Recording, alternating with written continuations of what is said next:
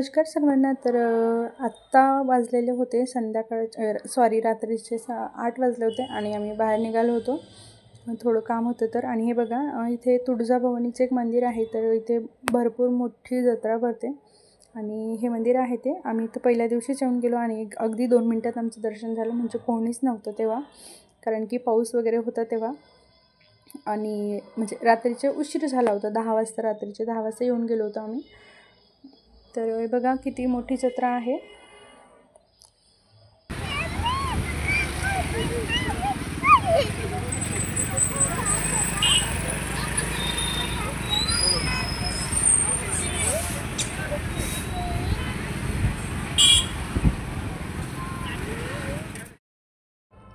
थोडंफार काम होतं, ते काम करून आम्ही आलो दांडिया बघायला. ते बुलढाणा अर्बनचं दांडिया आहे इथे आणि भरपूर मोठंच म्हणजे ग्राउंडवरती केलेलं आहे त्यांनी सेटअप.